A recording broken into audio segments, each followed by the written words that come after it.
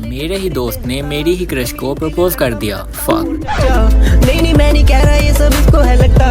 Hi everyone, welcome back to the channel. Before you skip this video, I'm gonna tell you something. It's a funny story time video where sometimes things get a little bit silly. But before you dive in this video, make sure you grab your favorite blanket and maybe a cup of hot coffee. But if you already hot, then this doesn't make any sense. So basically ये story है आज से 7 साल पहले की, जब मैं 5वीं और 6ठी क्लास में था। तब मेरा एक दोस्त हुआ करता था। So हम इस वीडियो के लिए उसे राजू बुलाएंगे। Obviously रियल नाम लिया तो आप में से आधे लोगों को उसका पता चल जाएगा, बिकॉज ये वीडियो राजू भी देख रहा होगा। सॉरी मेरे भाई, पैसे कमाने के लिए क्या कुछ नहीं करना पड़ता। खैर एनीवेज, मैं और राजू स्कूल के बाद एक ट्यूशन में जाया करते थे, जहाँ से ये सब कांड स्टार्ट हो। तो वहाँ एक लड़की पढ़ती थी जो तब बहुत ही ज्यादा प्यारी हुआ करती थी। खैर अब तो छोड़ो। एंड उस पर मेरा क्रश था और ये बात सारे ट्यूशन वालों को पता थी, सिवाय उस लड़की के। इवन ट्यूशन वाली आपी को भी पता थी जो हमें पढ़ाया करती थी, और ये बात राजू को भी बहुत अच्छे से पता थी। अब मैं और राजू, हमारी रोज रेस लगी हुई होती थी कि कौन पहले ट्यूशन जाके उस लड़की के पास बैठेगा। एक सेकंड, उस लड़की का नाम तो बताया ही नहीं। उसका नाम था चुटकी। जाहिर है उसका रियल नाम नहीं बता सकता, बट रियल नाम बहुत ही फनी था। खैर बैक टू द टॉपिक। अब चुटकी भी थोड़ा थोड़ा मुझे पसंद करती थी। उसके बिहेवियर से ऐसा लगता था क्योंकि बेशक ट्यूशन जल्दी राजू जाए या मैं जाए, वो हमेशा मेरे पास ही बैठती थी। और हमारी स्कूल में भी काफी बातें हुआ करती थी। हाँ, राजू दूसरे स्कूल में पढ़ता था इसलिए। खैर हर रोज ट्यूशन से छुट्टी टाइम राजू, मैं और चुटकी हम एक साथ घर जाया करते थे। एक्चुअली हम ठरकी उसे घर छोड़ने जाते थे। हालांकि मेरा और राजू का घर उसकी गली से एक गली पीछे था। खैर गाइस, ट्यूशन से छुट्टी होने के ऑलमोस्ट 30 मिनट बाद चुटकी और उसके छोटे बहन भाई प्लेग्राउंड में खेलने आते थे। वैसे वो प्लेग्राउंड मेरे पापा का प्लाट था, क्या फर्क पड़ता है, वो ज्यादातर प्लेग्राउंड के लिए ही यूज होता था। तो राजू उसके आने से 5 मिनट पहले मेरे पास आ जाया करता था। बट एक दिन क्या हुआ, वो खेलने नहीं आई, बट उसके छोटे बहन भाई आ गए। तो अब क्योंकि चुटकी नहीं आई थी तो मेरा वहाँ कोई काम ही नहीं था और राजू वहाँ से नहीं गया। मुझे लगा बच्चों के साथ खेलना होगा। मैं चला गया अपने रूम में और ठीक 1 घंटे के बाद मैं और राजू, तब थोड़े चुके थे, हम एक दीवार पे बैठे हुए थे। मुझे नहीं पता यार हम कैसे चढ़े उस दीवार पर और क्या करने चढ़े। खैर राजू और हमारे घर के दरमियान सिर्फ एक छोटी सी दीवार है। सो एकदम से चुटकी की मामा राजू के घर आ जाती है। अब राजू पता नहीं कहाँ था यार उस टाइम। एंड भाई चुटकी की मामा की लिटरली सांस नहीं आ रही थी और मुझसे पूछ रही थी, अशर बेटा राजू कहाँ पे है। अब तुम लोग सोचोगे उसकी मामा को मेरा नाम कैसे पता। तो गाइस, मैं और चुटकी बहुत ज्यादा क्लोज थे और हम दोनों बेस्ट फ्रेंड थे।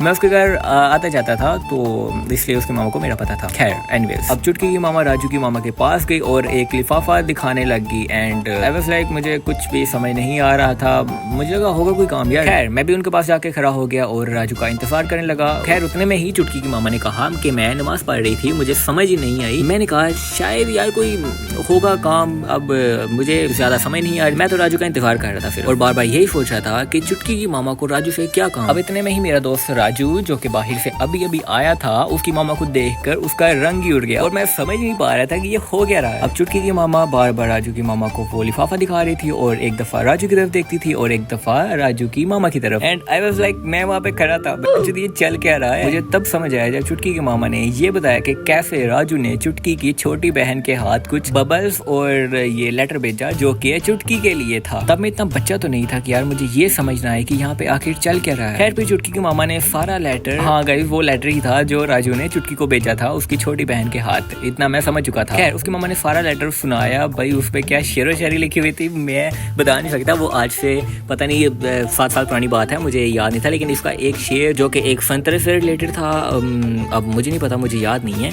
खैर वो बहुत फनी था। खैर गाइस, मैं इतना बड़ा सदमा तो बर्दाश्त कर ही रहा था कि उधर चुटकी की मामा ने राजू को गले लगा लिया। ओ भाई साहब। एंड शी सेज, बेटा अगर प्यार करना तो मुझे बताओ, मुझसे करो। भाई साहब क्या चल रहा है। इतना सुनते ही अंदर से राजू की दादी आ गई। अब राजू अपनी सफाई देने के लिए ये कह रहा था कि ये मैंने नहीं लिखा, मेरी राइटिंग से मैच ही नहीं करता, और ये सच भी था। खैर छोड़ो। खैर कुछ देर बाद सब अपने काम में बिजी हो गए और सब नॉर्मल हो गया। बट तुम सोच रहे होगे कि ये सब चुटकी की मामा को कैसे पता चला। खैर चुटकी की छोटी बहन ने तो अपना काम पूरा किया था, बट चुटकी के दिल में पता नहीं क्या था। वो लेटर पढ़ते ही रोते रोते अपनी मामा के पास आई।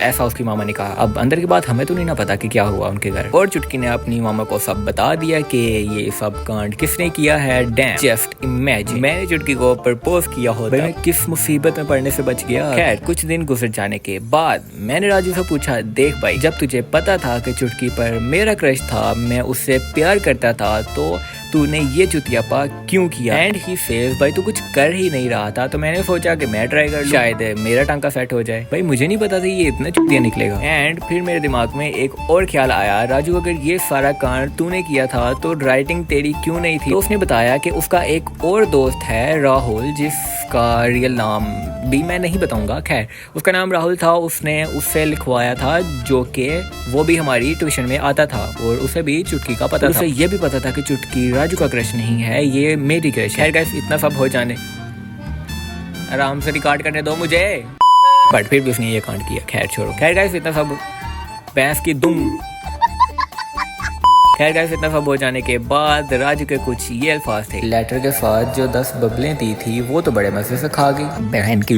एट द एंड चुटकी ट्यूशन से हट गई और राजू को भी हटा लिया गया, जिसके लिए जाता था वही ट्यूशन से हट गई, तो जाने का क्या फायदा। और कुछ समय बाद मैं भी हट गया क्योंकि मजा ही नहीं आ रहा था ट्यूशन में। Moral of the story,